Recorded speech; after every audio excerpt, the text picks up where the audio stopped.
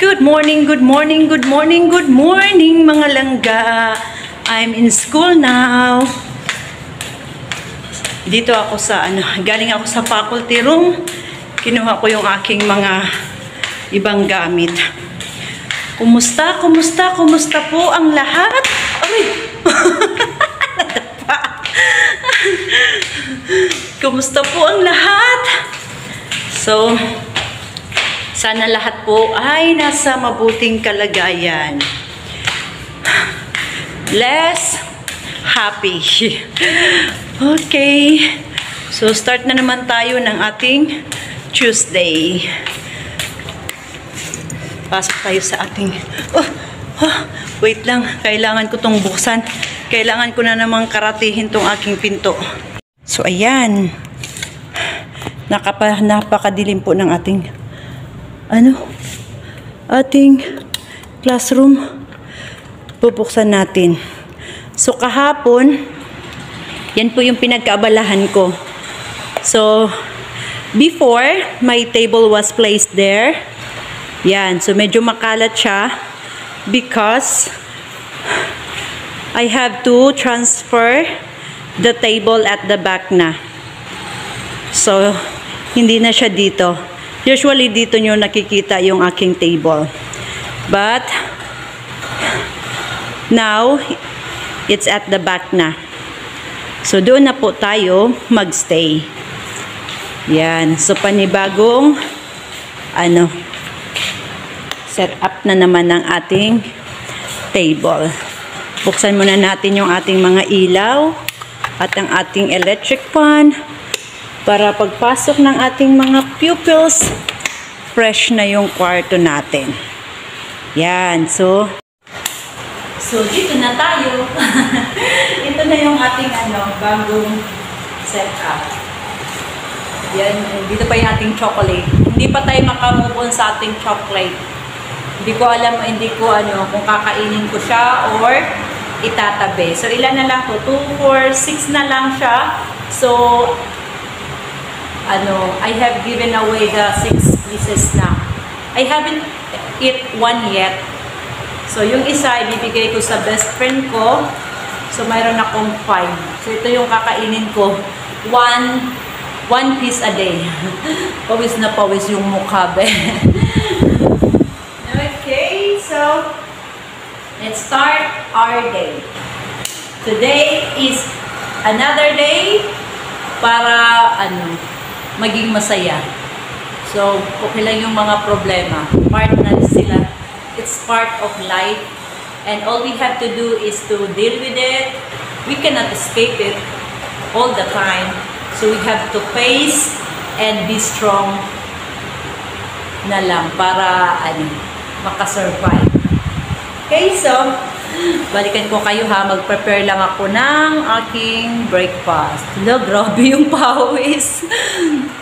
Bababa na tayo mga langga sa faculty room.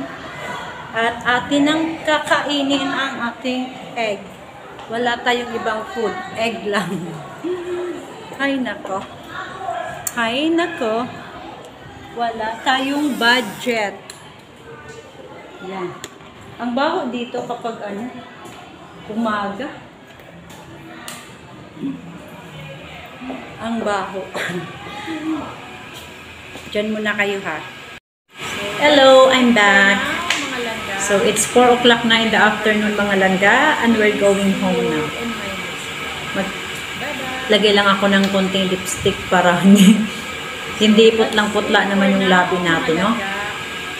Thank you very much for watching. See you on my next. Tignan mo yung lipstick ko. Bye-bye. Parang paubos na siya.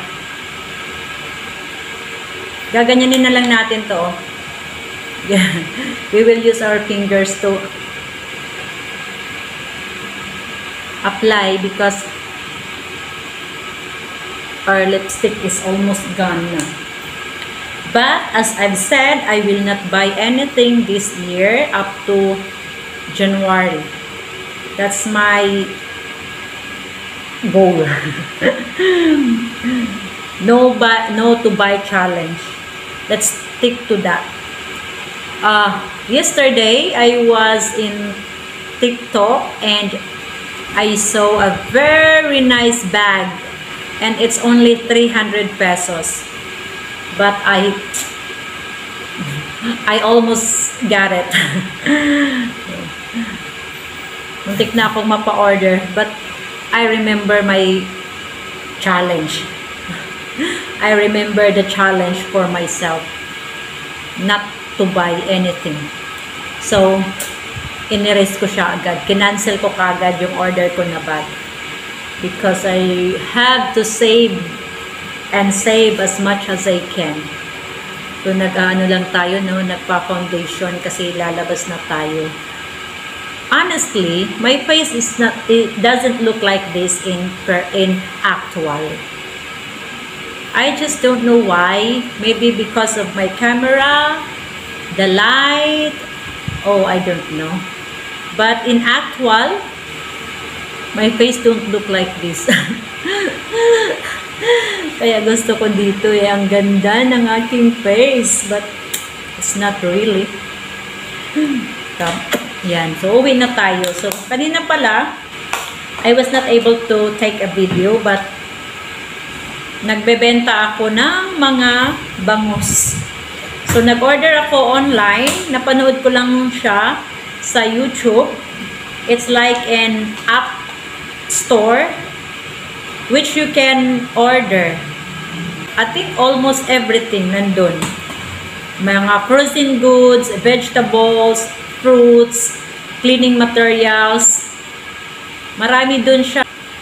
May price na siyang nakalagay, tapos may price na rin siya para sa mga mga possible customers mo. So yun na yung price na ibibigay mo sa kanila. Yun. So tinry ko lang siya. Nag-order lang ako ng 4 pieces. Hindi kasi siya per kilo yata eh. 500 grams. 400 to 500 grams usually yung kanilang yung kanilang mga paninda.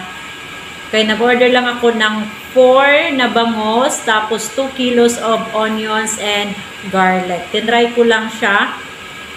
Kaya dumating naman siya after 2 days. So legit po yung yung app na yun.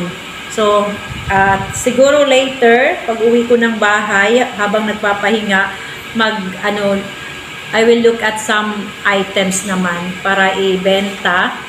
Hindi ngayon ay Tuesday, Wednesday, probably Friday or Thursday yung dating ng item kung mag-order ako mamaya. Okay, so try natin. Di naman kalakihan yung lang yung discount na makukuha ko lang dun, pinakamalaki is 10 pesos. 10 pesos. Tapos nag-a-add lang ako ng 10 pesos. For example, yung ibibigay nilang price is 200. Tapos yung may discount ako, 190 na lang yung babayaran ko. So nag-a-add na lang ako ng 10 para may 20 ako bawat item. So hindi naman na siya hindi naman ako mapapagod kasi they will deliver it direct na dito sa school. Kukunin ko na lang dun sa guard, tapos yun, iikot ko na dito sa mga kasama ko. So, pakunti-kunti lang yung aking order. Hindi maramihan kasi mamaya hindi mabenta. So, ma-stock na naman yung pera ko. Wala naman akong malaking pangpuhunan. Kaya, yun. So, itatry ko lang hanggat kikita. Kahit pa 20-20. Makakatulong na rin yun, no? Ang ganda ng hair ko. Ako lang nagandahan. So, ngayon po, yun lang. Sayang, hindi ko pala na-video yun. Nagmamadali kasi ako. Kasi baka umuwi na yung mga kasama kong teacher. Kaya, pagkatapos ng klase ko, inikot ko na siya kaagad. Nawala na sa isip kong mag-video pala. Hindi ko na-videohan yung mga paninda ko. Pero naubos naman siya. So, yung isang pack, inulam ko para hindi na ako bumili. Kaya hapon na akong umuwi ngayon dahil hindi na ako mamamalengke. Yun. So, yun lang. Walang masyadong ganap today. So, nagtagal lang ako ng uwi dahil ginagawa ko yung ibang mga reports, school reports. para paunti-unti, para pag may dumating biglaan ng mga maramihang reports, hindi na ako masyadong mahirapan or hindi na ako ma-overwhelmed kasi mahina yung ano ko ngayon, tolerance ko sa stress. Kaya hanggat maaari, I try to make it slowly. I try to make it easy in everything. Hanggat kaya kong i-manage para hindi ako ma-depress. Kasi pag marami na talagang marami ng mga reports, marami nang gagawin, mag-start na naman yung utak kong parang hindi na naman maganda yung pakiramdam ko. Yun. So, I try to manage my emotion, I try to manage my thinking, my thought, everything para maiwasan talaga natin na ma-trigger yung ating anxiety. Kasi hindi ko siya madali. Pag nag-start na siya, it will take me it takes I think 1 week bago ko na naman siya ma-overcome. So, yun. Ngayon, uuwi na tayo para makapagpahinga na at makapag-edit tayo ng video para sa araw na to. Tapos, pag may nadadaanan akong ibang mga magagandang pangyayari dyan sa labas, so i-video ko para mayroon tayong reserve na mga videos. So, yun lang. So, walang masyadong happenings today.